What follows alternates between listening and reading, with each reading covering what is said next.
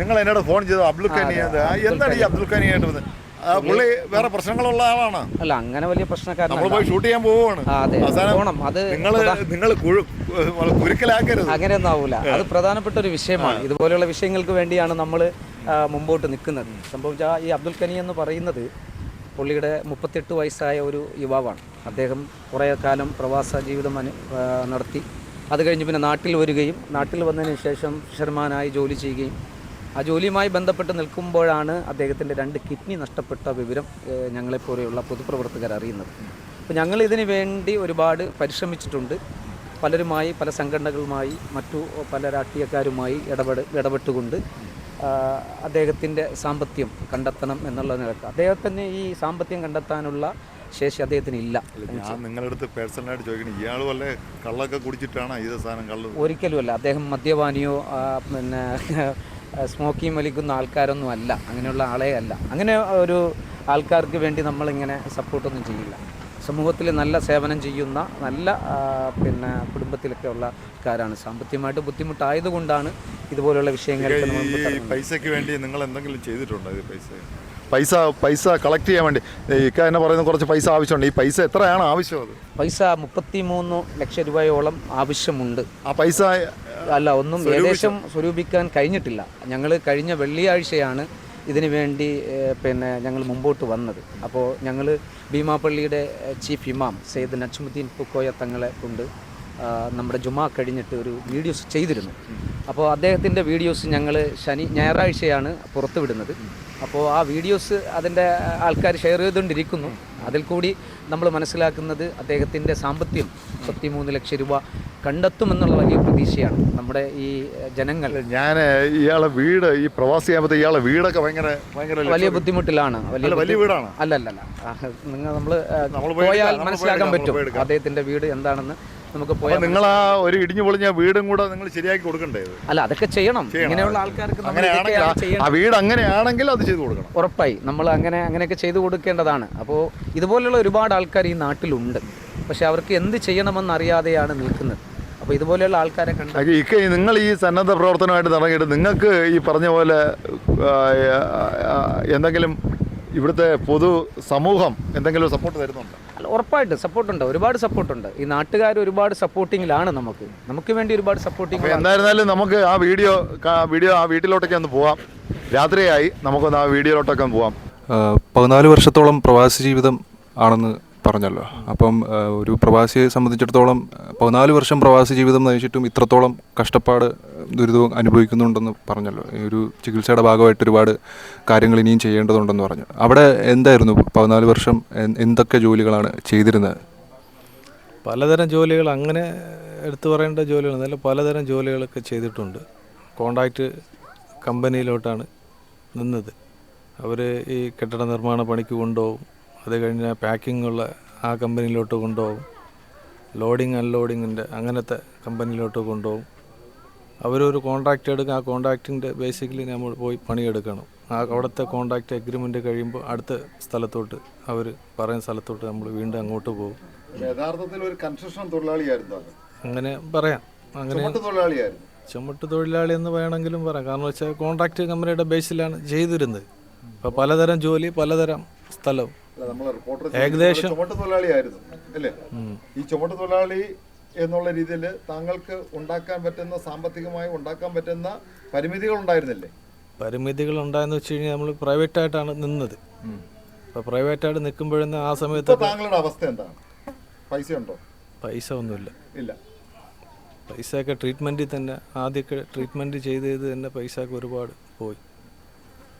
പിന്നെ ഇവിടെ മത്സ്യബന്ധനത്തിന്, പിന്നെ നാട്ടിൽ വന്നതിന് ശേഷം മത്സ്യബന്ധനത്തിന് പോകാൻ അതിന്ന് കണ്ടെത്തുന്ന തുക കൊണ്ടാണ് എൻ്റെ ട്രീറ്റ്മെൻറ്റ് കുറച്ചു കാലം ഞാൻ പിടിച്ചു നിന്നത്.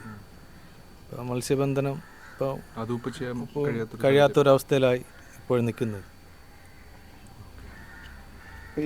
ഇനിയിപ്പം ട്രീറ്റ്മെന്റിന് വേണ്ടിയുള്ള പൈസ കണ്ടെത്തലെന്ന് പറയുന്നത് എന്താണ്? ഈ സന്നദ്ധ സംഘടന താങ്കൾ നിന്നിരുന്ന സ്ഥാപനത്തിൽ ഇത് അവർക്ക് അറിയാമോ? ഞാൻ അറിയിച്ചു. പക്ഷെ ഒരു റെസ്പോൺസിബിലിറ്റി ഒന്നും ഇതുവരെ കിട്ടിയിട്ടില്ല. അപ്പം ഇനിയുള്ളത് ഇവിടുത്തെ നാട്ടുകാരുടെ പിന്നെ എൻ്റെ സുഹൃത്തുക്കളായ കുറേ നല്ല സുഹൃത്തുക്കൾ പല അറബി കൺട്രിയിലൊക്കെ ഉണ്ട്. അവരും ചെറുതായിട്ടൊക്കെ എന്നെ സഹായിച്ചിട്ടുണ്ട്, ചെറുതെന്നല്ല സഹായിച്ചിട്ടുണ്ട് ഇപ്പോഴും, പിന്നെ സഹായിക്കാമെന്ന് ഇനിയും പറഞ്ഞിട്ടുണ്ട്. ഞങ്ങളുടെ നാട്ടിലെ തന്നെ 1-2 ഗ്രൂപ്പുകളൊക്കെ ഇതുപോലെ സംഘടനകളൊക്കെ അവിടെ പ്രവർത്തിക്കുന്നുണ്ട് ചാരിറ്റി ആയിട്ട്. അപ്പോൾ അവർ കുറച്ച് സഹായിച്ചു. അത് നമുക്ക് കൈപ്പറ്റാൻ പറ്റത്തില്ല, അത് ഹോസ്പിറ്റലിൻ്റെ ഒരു ചെറിയൊരു ഭാഗമായിട്ട് അത് പോകും. പിന്നെ കുറച്ചുപേര് സഹായിക്കാമെന്ന് പറഞ്ഞിട്ടുണ്ട്, സഹായിക്കുന്നൊരു പ്രതീക്ഷ ഉണ്ട്. ഇപ്പം അങ്ങനെയൊക്കെ കുറേ സംഘടനകൾ സഹായിക്കുന്നു. ഈ ബാക്കി കാണുന്നതാണ് തങ്ങളുടെ വീട്? അതെ, ഇത് തന്നെ വീട്. ഇതാണ് വീട്. വീടിൻ്റെ പണി ഏകദേശം ഇങ്ങനെ കിടക്കുന്നു, സ്വന്തമായിട്ടൊരു വീടൊന്നുമില്ല. ഇതാണ് അദ്ദേഹത്തിൻ്റെ വീട്. എത്ര സെന്റ് സ്ഥലമുണ്ട്? ഇത് 2 ആൾക്കുള്ള സ്ഥലമാണ്. മൊത്തം 6 സെൻറ്റ് എന്താ ഉണ്ടെന്ന് തോന്നുന്നു. 6 സെന്റ് സ്ഥലമുണ്ട്. അപ്പോൾ ഞങ്ങൾക്ക് 3 സെൻറ്റ് 2 പേർക്കുള്ള സ്ഥലം. ഭാര്യയും കുട്ടികളും ഇപ്പോൾ കൂടെ ഉണ്ടോ? എൻ്റെ കൂടെ ഉണ്ട്, 2 പെൺമക്കളാണ്. അല്ല, ജീവിതത്തിൽ ഒരു പ്രതീക്ഷ എന്ന് പറയുന്നത് ഇവിടുത്തെ നാട്ടുകാരാണോ? ഇപ്പോഴത്തേത് നാട്ടുകാർ തന്നെയാണ്. നാട്ടുകാരല്ല, പൊതുവേ ഉള്ള കേരളത്തിലുള്ള നല്ലവരായ നാട്ടുകാരും സുഹൃത്തുക്കളുമാണ്. അപ്പോൾ ഇനി എത്ര രൂപ കൂടി ഇനി കിട്ടേണ്ടതുണ്ട്? ഇനി ട്രീറ്റ്മെൻറ്റ് ചെയ്യാൻ വേണ്ടിയിട്ട് ഇനി എന്താണ് പറയാനുള്ളത് അതുമായിട്ട് ബന്ധപ്പെട്ട്? സഹായിച്ചത് ഇതുവരെ ടോട്ടലായിട്ട് ട്രീറ്റ്മെൻറ്റിന് തന്നെ കുറേ പൈസ ചിലവായി. അതും ഇതുപോലെ ചില സംഘടനകളൊക്കെ സഹായിച്ചിട്ടാണ് അത് മുന്നോട്ട് പോയത്. ഇനിയും നമ്മൾ തുക കണ്ടെത്തേണ്ടതുണ്ട്, ഒരു 10-25 ലക്ഷമെങ്കിലും കണ്ടെത്തേണ്ടതുണ്ട്. കണ്ടെത്തിയാൽ ട്രീറ്റ്മെൻറ്റ് മുന്നോട്ട് പോകും. എല്ലാവരും ബുദ്ധിമുട്ട് തന്നെയാണ്. ഇത് നമ്മുടെ ഇവിടെയുള്ള നാട്ടുകാരും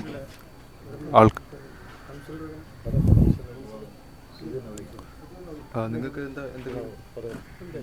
പറയാനുള്ളത്? നാട്ടുകാരെന്നുള്ള നിലയിൽ ബന്ധുക്കളാണ് ഞങ്ങൾ. ഭീമാപള്ളിയിൽ പുള്ളി പ്രവാസികളായിട്ട് ജീവിച്ചിട്ട് 10-15 വർഷമായി. സാമ്പത്തികമായിട്ട് പ്രവാസികളായിട്ട് ഒന്നും കൈപ്പിടിക്കാൻ പറ്റുന്നില്ലായിരുന്നു.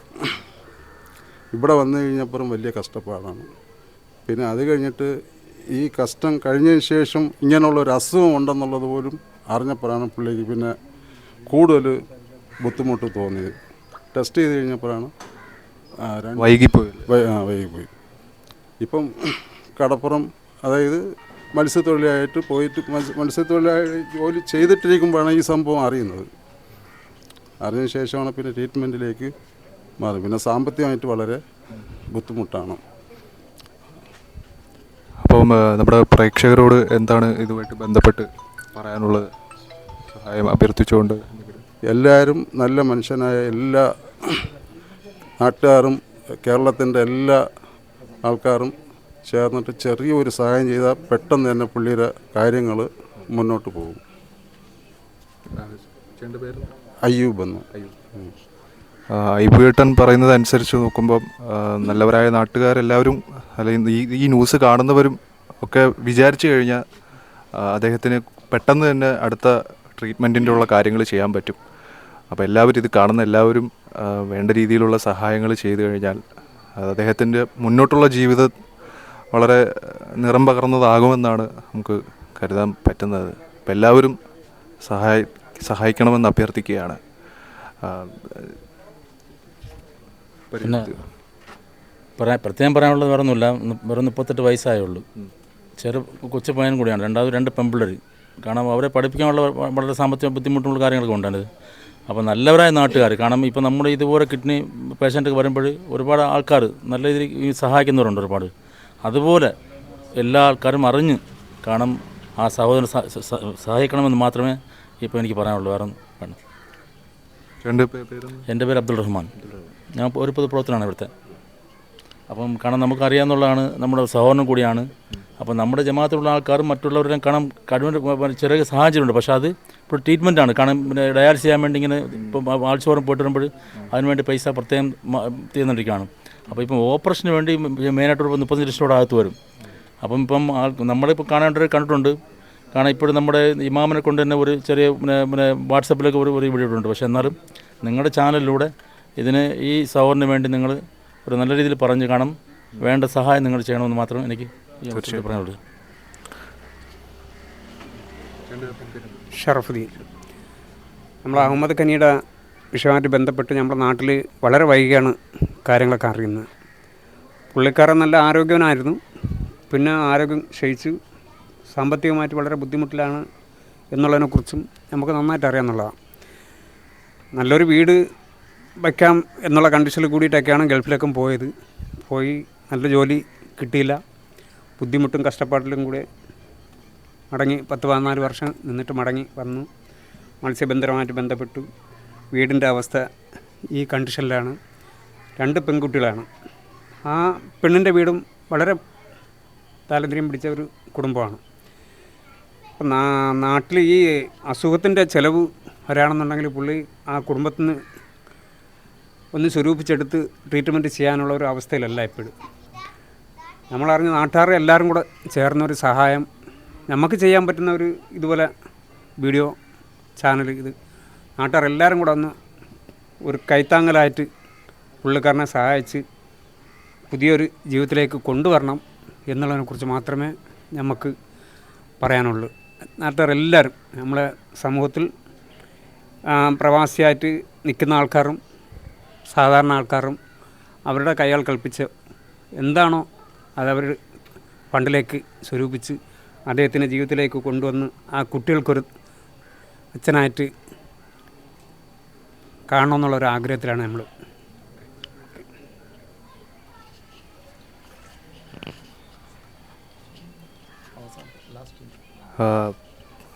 നമ്മൾ നേരത്തെ പറഞ്ഞ പോലെ അദ്ദേഹം ഒരു മത്സ്യത്തൊഴിലാളിയാണെന്നുള്ളത് നമ്മൾ പ്രത്യേകം ഓർക്കേണ്ടതാണ്.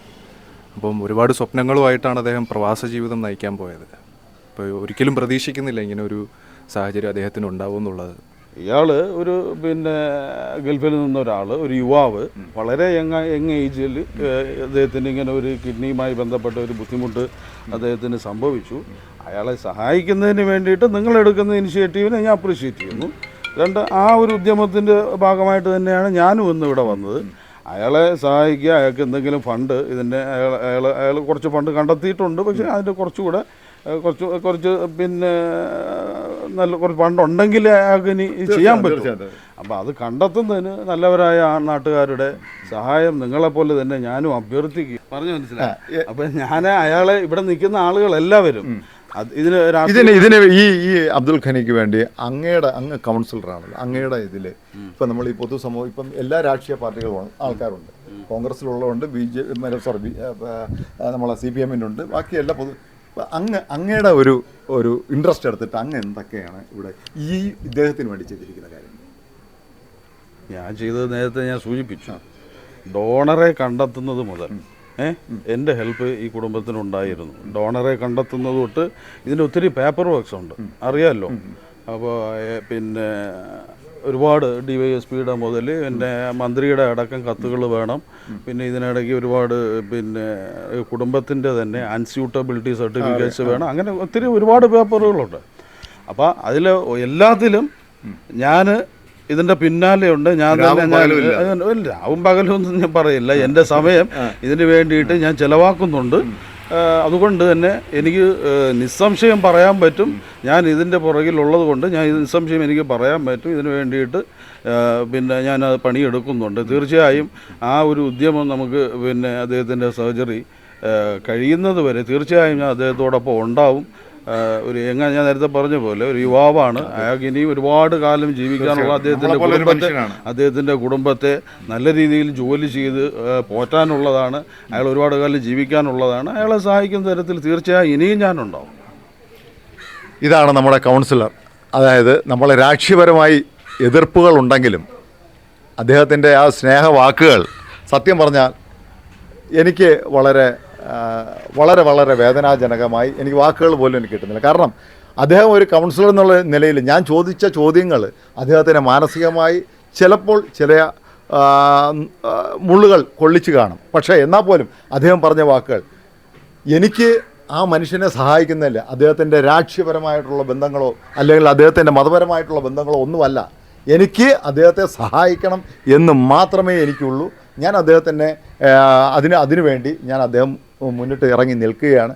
അങ്ങനെ ഒരു കൗൺസിലർ ഈ പറഞ്ഞുള്ള ഭീമാപ്പള്ളിയിൽ ഞാൻ അദ്ദേഹത്തെ ഒരുപാട് കോൺട്രവേഴ്സി ആയിട്ടുള്ള ചോദ്യങ്ങൾ ചോദിച്ചു, അതൊക്കെ ശരിയാണ്. എന്നാലും കൗൺസിലർ എന്നുള്ള രീതിയിൽ അദ്ദേഹം ചെയ്യുന്ന കാര്യങ്ങൾ പൊതുസമൂഹത്തിൻ്റെ മുമ്പിൽ തീർച്ചയായിട്ടും ഭീമാപ്പള്ളി എന്ന് പറയുന്ന സ്ഥലം നമുക്ക് തന്നെ അറിയാം, മതഭേദമന്യേ എല്ലാ ആൾക്കാരും വന്നു കൂടുന്ന ഒരു സ്ഥലമാണ് ഭീമാപ്പള്ളി. ഇപ്പം കുറച്ച് ഇവിടുത്തെ ബിസിനസ്സുകാരപരമായും മറ്റ് പലപരമായ ഷോപ്പിംഗ് കോംപ്ലക്സ് ഒക്കെ വന്നപ്പോൾ ഇവിടുത്തെ ബിസിനസ്സുകാർക്കൊക്കെ ബിസിനസ് കുറച്ച് താഴോട്ട് പോയിട്ടുണ്ട്. എന്നാൽ പോലും ഇവിടുത്തെ പൊതുസമൂഹം, ഇവിടുത്തെ ജനത, ഇവിടുത്തെ മനുഷ്യത്വപരമായി പെരുമാറുന്ന ജനങ്ങൾ ഈ മനുഷ്യൻ അബ്ദുൽ ഖനി എന്ന് പറയുന്ന മനുഷ്യൻ്റെ മുന്നിൽ അദ്ദേഹത്തിൻ്റെ വീടും പരിസരവും നമ്മൾ കണ്ടു കഴിഞ്ഞാൽ ഞെട്ടിപ്പോകും. സത്യം കാര്യം, ഞാൻ ഇന്ന് വരെ ഇങ്ങനെയുള്ള വീഡിയോകൾ ഞാൻ എടുത്തിട്ടില്ല. എനിക്ക് എൻ്റെ മാധ്യമ ശൃംഖലയിൽ ഞാൻ ഇതുപോലൊരു വീഡിയോ എടുത്തിട്ടില്ല. CPM-ൻ്റെ കൗൺസിലർ പോലും പറയുന്നത് ഇതുപോലുള്ള മനുഷ്യരെ സഹായിക്കാൻ വേണ്ടി നിങ്ങൾ ഇറങ്ങി തിരിച്ചപ്പോൾ എന്നാണ്. അതാണ് പറയുന്നത്. അത്രയും മനുഷ്യത്വപരമായുള്ള ആൾക്കാരാണ് ഇവിടെ. ഭീമാപ്പള്ളി എന്ന് പറയുന്നത് നമ്മൾ ശംഖുമുഖം കഴിഞ്ഞ് കുറച്ചൊരു ഐലൻഡ് പോലെ ഒരു സ്ഥലമാണ്. പക്ഷേ ഈ സ്ഥലത്തോട്ട് കയറി ചെല്ലുമ്പോഴാണ് നമ്മൾ അറിയുന്നത് ഇവിടെയുള്ള ജനങ്ങൾ അനുഭവിക്കുന്ന. അപ്പോൾ ഇത് രാഷ്ട്രീയപരമായല്ല പറയുന്നത്. ഈ ഒരു സ്ഥലത്തേക്ക്, ഭീമാപ്പള്ളി എന്ന് പറയുന്ന സ്ഥലത്തേക്ക് ജനങ്ങൾ വരണം, കാണണം, ഇവിടുത്തെ മനുഷ്യ സമൂഹത്തെ കാണണം. ഇവിടെ തിങ്ങിപ്പാർക്കുന്ന ജനങ്ങൾ മത്സ്യബന്ധനത്തിന് പോയി ഒരു നേരത്തെ വയറ് അത്താണിക്ക് വേണ്ടി കഷ്ടപ്പെടുന്ന മനുഷ്യർ, ഇതുപോലുള്ള ക്യാൻസർ വന്ന് അല്ലെങ്കിൽ ഇതുപോലുള്ള കിഡ്നി വന്ന് നഷ്ടപ്പെട്ട് ജീവിക്കുന്ന മനുഷ്യരെ നമ്മൾ കണ്ടിരിക്കണം. അത് പൊതുസമൂഹം തിരിച്ചറിയണം. നല്ലവരായ കേരളത്തിലുള്ള എല്ലാ മനുഷ്യരും നമ്മളെ സുധീർ എന്ന് പറയുന്ന CPM-ൻ്റെ കൗൺസിലർ പോലെ, നമ്മളെ ഇക്ബാൽ എന്ന് പറയുന്ന അദ്ദേഹത്തെ ഞാൻ വളരെ കാലമായി പരിചയപ്പെടുന്ന അദ്ദേഹത്തിനെ പോലെ, അദ്ദേഹം എന്നെ വിളിച്ചു പറഞ്ഞപ്പോൾ ഞാൻ സത്യം പറഞ്ഞാൽ എനിക്ക് വിഷമമായിപ്പോയി. അങ്ങനെയൊക്കെ ഉള്ള ആൾക്കാരെ നമ്മൾ പരിചയപ്പെടണം. എന്തായാലും എല്ലാവരും ബിസിനസ്സുകാരായിക്കോട്ടെ നാട്ടുകാരായിക്കോട്ടെ 1 രൂപ വെച്ച് ഈ മനുഷ്യനൊരു സഹായമായിട്ട് കൊടുക്കണം. 1 രൂപ മതി. 1 രൂപ വെച്ച് നിങ്ങൾ ഈ മനുഷ്യന് സഹായമായിട്ട് നൽകണം എന്ന് മാത്രമേ ഞാൻ പറയുന്നുള്ളൂ. നന്ദി, നമസ്കാരം.